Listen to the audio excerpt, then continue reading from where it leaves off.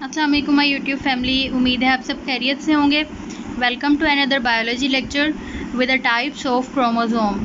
Chromosomes की types हमने पहले भी पढ़ा कि इसकी साइज़ और टाइप्स जो है वो वेरी करती रहती हैं। वो किस बेसिस पे, अब हम यहाँ पे देख रहे हैं, हम यहाँ पे सेंट्रोमियर की पोजीशन की बेस पे यहाँ पे क्रोमोसोम्स की टाइप्स को देख रहे हैं। तो उसमें 4 टाइप्स आती हैं: टीलोसेंट्रिक, एक्ट्रोसेंट्रिक, सब मेटासेंट्रिक और मेटासेंट्रिक।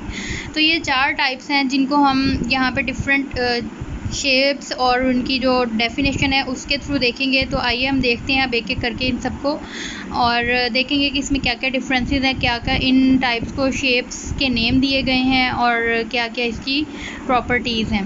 तो फर्स्टली इज़ टीलोसेंट्रिक। टीलोसेंट्रिक जो है, इसमें क्या होता है कि सेंट्रोमियर प्रेजेंट होता है at the end of chromatids. Chromatids हमने किसको कहा था कि ये जो आर्म्स मौजूद होती हैं ना इसकी, क्रोमोसोम की, इसके बिल्कुल एंड के ऊपर मौजूद है। कहाँ पे?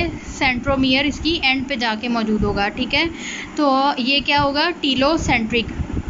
यानी टोटली ऐसे एक जो यहाँ पे आपको डायग्राम में नज़र भी आ रहा है कि बिल्कुल एंड पे जाके आर्म की सेंट्रोमियर मौजूद है। Number 2 is acrocentric. एक्रोसेंट्रिक में क्या है कि जो सेंट्रोमियर है वो प्रेजेंट होता है near the end of chromatids, यानी टोटली एंड पे मौजूद नहीं है। टीलोसेंट्रिक में क्या था कि बिल्कुल एंड पे जाके मौजूद होगा, लेकिन इसके अंदर टोटल एंड पे मौजूद नहीं होता बल्कि नियर द एंड मौजूद होगा। इसको हम डायग्राम से भी एक्सप्लेन करते हैं। यहाँ तो वैसे जो बुक में डायग्राम दिखाई गई है ये टोटली एक जैसी ही लग रही है टीलोसेंट्रिक की और एक्रोसेंट्रिक की। तो एक्चुअली इसके अंदर क्या है, इसको हम ड्रॉ कर लेते हैं यहाँ पे कि ये जो था टोटल इसके at the end of the किस पे मौजूद था? सेंट्रोमियर एंड पे मौजूद था इसकी, जो ये वाला है। इसके बाद जो एक्रोसेंट्रिक है इसमें एंड के करीब करीब मौजूद है, बिल्कुल एंड पे नहीं है। ये हम कह सकते हैं कि इसका एंड है यहाँ पे, लेकिन ये एंड पे नहीं है। ये टीलोसेंट्रिक हो गया और ये क्या है? एक्रोसेंट्रिक है। अब आगे आता है सब मेटासेंट्रिक। सब मेटासेंट्रिक क्या है? इसमें centromere present near the middle of the chromatid.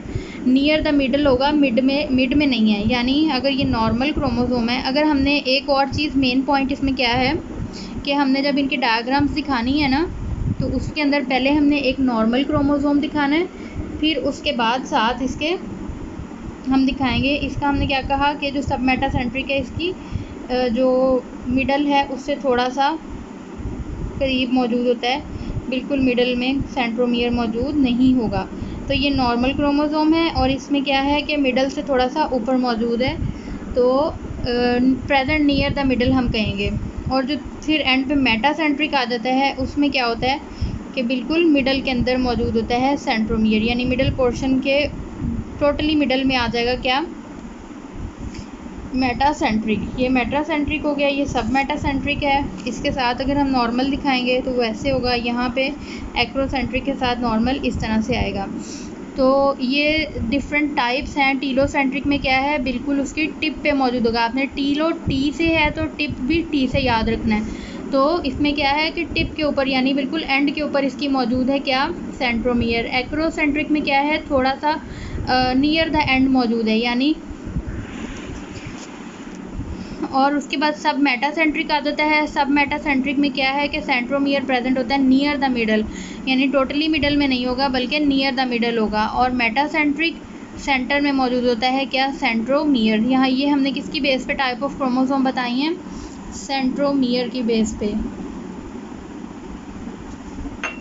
तो इन जो डिफरेंट शेप्स हैं इनको हम यूजुअली किस चीज़ से रिप्रेजेंट करते हैं? यूजुअली इसको हम कहा जाता है कि these shapes acquire different shapes at the time of anaphase during cell division. यानी जो एनाफेज होती है ना, क्रोमोसोम ये एक्वायर कब करते हैं? एनाफेज के दौरान करते हैं। जो एक सेल डिवीजन की फ़ेज़ है, प्रोफेज, मेटाफेज, एनाफेज। तीसरे नंबर वाला जो फेज़ आता है वो है एनाफेज। किसमें? सेल डिवीजन में। तो वो किस किस शेप में आते हैं? आई, जे और वी शेप। यानी जो आई किसकी हमने कहा है? टीलोसेंट्रिक को कहा है। जे शेप एक्रो और सब मेटासेंट्रिक दोनों के लिए हम इस्तेमाल कर सकते हैं, क्योंकि इसमें जो है वो थोड़ा सा अबव होती है और इसमें नियर टू मिडल होता है, तो दोनों की ऑलमोस्ट शेप जे शेप बन रही होती है। और जो मेटासेंट्रिक है, क्योंकि वो सेंटर में होता है तो क्रोमोसोम इस तरह से मौजूद होगा, तो वो वी शेप होती है। तो ये डिफरेंट शेप्स ऑफ क्रोमोसोम है जो कि लोकेशन ऑफ सेंट्रोमियर की बेस पे हमने दिखाई। मैंने पहले भी बात कर दी कि ये सेंट्रोमियर की बेस पे दिखाया है। और मैं आपको बार बार एक बात कह रही हूँ कि आपने पहले एक नॉर्मल क्रोमोसोम साथ दिखाना है और उसके बाद फिर आपने टीलोसेंट्रिक की, एक्रोसेंट्रिक की, सब मेटासेंट्रिक और मेटासेंट्रिक की डायग्राम दिखानी है, ताकि एक क्लियर डिफरेंस पता चले कि हाँ ये क्वेश्चन मतलब इस तरह से है और बेसिकली जो टाइप ऑफ क्रोमोसोम या शेप ऑफ क्रोमोसोम है वो इस तरह आ रही है। और एट दी एंड या आपने साथ ही फिर जब, क्योंकि इस तरह भी आ सकता है कि what is the difference between telocentric and acrocentric chromosome, तो आपने फिर उसके साथ ही ये शेप्स भी बता देनी है। आई और जे शेप होती है टीलोसेंट्रिक में, एक्रोसेंट्रिक में जे होती है, मेटासेंट्रिक में क्या वी शेप्ड होगी। तो ये आपने साथ साथ उसकी डेफिनेशन के भी बता देना है, कब होगी ये एनाफेज में सेल डिवीजन के दौरान। तो ये एक छोटा सा टॉपिक था, आई होप सो आपको इसकी समझ आ गई होगी।